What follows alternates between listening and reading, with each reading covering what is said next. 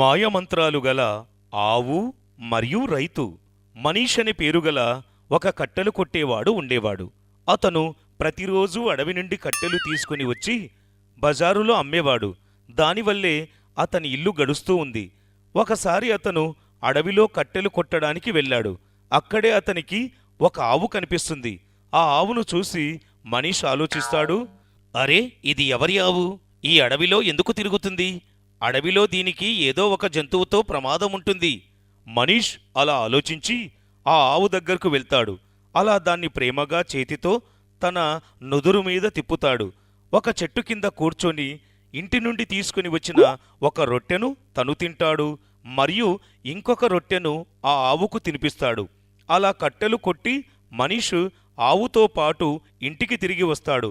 అలా ఆవును చూసి తన భార్య లీలా చెబుతుంది, అరే, ఇది ఎవరి ఆవు తీసుకొచ్చారు? అరే, మనం మన పిల్లలకే సరిగ్గా భోజనం పెట్టలేకపోతున్నాము, పైగా మీరు ఈ ఆవును తీసుకొని వచ్చారు. అరెరే, లేదు లీలా, ఇది మన ఆవు కాదు. ఇదైతే నాకు అడవిలో తిరుగుతూ కనిపించింది. ఆ ఆవు యజమాని వస్తే నేను అతనికి తిరిగి ఇచ్చేస్తాను. అరే, ఆ ఆవు ఎవరిదో? మీరు దాన్ని ఎక్కడి నుండి తీసుకొని వచ్చారో అక్కడే వదిలిపెట్టిరండి. అలా వాళ్ళిద్దరి మాటలు విని ఆవు చెబుతుంది, లేదు లేదు, నన్ను మీతో పాటే ఉండనివ్వండి, అప్పుడే నాకు విముక్తి లభిస్తుంది. అలా ఆవు మాట్లాడగానే ఇద్దరూ ఆశ్చర్యపడతారు. అప్పుడు మనీష్ చెప్తాడు, అరెరే, ఇది ఎటువంటి చమత్కారం! ఒక ఆవు అయి ఉండి కూడా నువ్వు ఎలా మాట్లాడగలుగుతున్నావు? ఆ, నేను మాట్లాడగలుగుతాను, ఎందుకంటే నేను ఒక మంత్రాలు గల ఆవును. దయచేసి నన్ను మీతో పాటు ఉండనివ్వండి, మరియు మీకు సహాయం చెయ్యనివ్వండి. అప్పుడే నేను అసలైన రూపంలోకి మారగలుగుతాను. ఏంటి, అసలైన రూపమా? అంటే నువ్వు ఎలాగా మాకు సహాయం చేయగలవు? అరే, ఇదంతా ఏంటి విషయం? నాకైతే అస్సలు అర్థం కావడం లేదు. నేను మీకు అర్థమయ్యేలాగా చెబుతాను. నేను ఒక దేవదూతల దేశానికి రాజకుమారిని. నాకు ఒక సవతి తల్లి ఉంది. తనకు నేనంటే అస్సలు ఇష్టం లేదు. నా సవతి తల్లే నన్ను ఇలా మార్చేసింది. అలా ఆ మంత్రాల ఆవు మనీష్కు తన గతం గురించి అంతా వివరిస్తుంది. అది ఒక దేవదూతల దేశం. అక్కడి రాజకుమారి చాలా అందంగా ఉంటుంది, మరియు చాలా మంచిది కూడా. ఆ రాజకుమారి దూతకు ఒక సవతి చెల్లెలు కూడా ఉంటుంది. తను చూడటానికి అంత అందంగా ఉండేది కాదు. అందుకే ఎప్పుడు కూడా తన సవతి తల్లి ఆ రాజకుమారిని చూసి చాలా అసూయపడేది. ఒకసారి రాజకుమారి అడవిలో తిరుగుతూ ఉంటుంది. అప్పుడే తన సవతి తల్లి ఆలోచిస్తుంది, అరే, రాజకుమారి ఎక్కడికి వెళ్ళింది? అస్సలు కనిపించడం లేదు అని. ఆ సవతి తల్లి ఆలోచించి తన మంత్రశక్తులతో రాజకుమారి ఎక్కడ ఉందో అని తెలుసుకుంటుంది. అప్పుడు తనకు అర్థమవుతుంది తను ఒక అడవిలో ఉంది అని. అప్పుడు తను చెబుతుంది, అరే వా, చాలా మంచిదయింది. ముందుగానే రాజకుమారి అడవిలో ఉంది.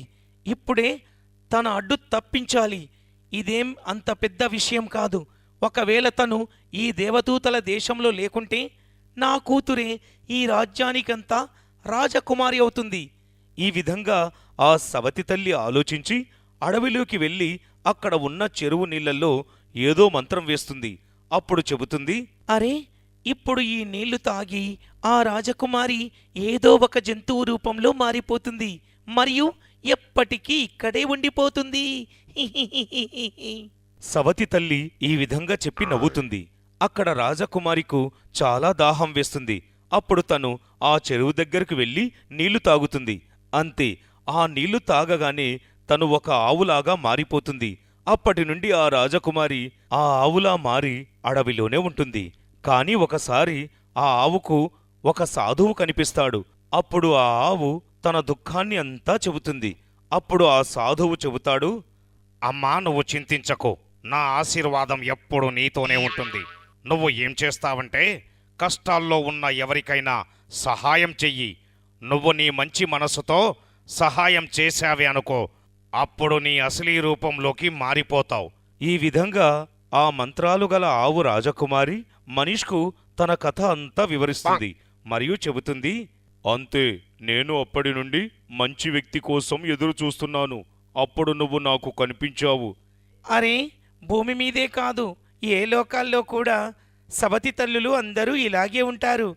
పాపం ఆ అమాయకురాలికి ఈ విధంగా జరిగింది.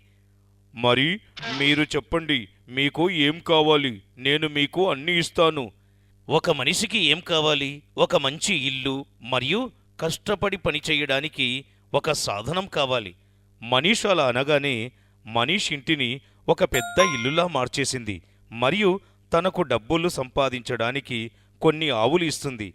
అలా ఆవు పాలు అమ్మి తను డబ్బు సంపాదించవచ్చు. మరియు అంతేకాదు, ఒక బంగారం నిండి ఉన్న పెట్టెను కూడా ఇస్తుంది. ఆ తర్వాత ఆ ఆవు రాజకుమారిలా మారిపోతుంది. అప్పుడు మనీష్ చెబుతాడు, నీకు చాలా చాలా ధన్యవాదాలు రాజకుమారి. అరేరే, ధన్యవాదాలు చెప్పవలసిన అవసరం లేదు. నేనే మీకు ధన్యవాదాలు చెప్పాలి. నీ వలననే నేను అసలైన రూపంలోకి మారగలిగాను. ఇప్పుడు నేను వెళ్తాను. అక్కడ నా తల్లికి కూడా ఒక గుణపాఠం నేర్పించాలి కదా. ఈ విధంగా చెప్పి ఆ రాజకుమారి అక్కడి నుండి వెళ్ళిపోతుంది. మరియు మనీష్ పాలు అమ్మి హాయిగా తన జీవనాన్ని గడుపుతూ ఉంటాడు.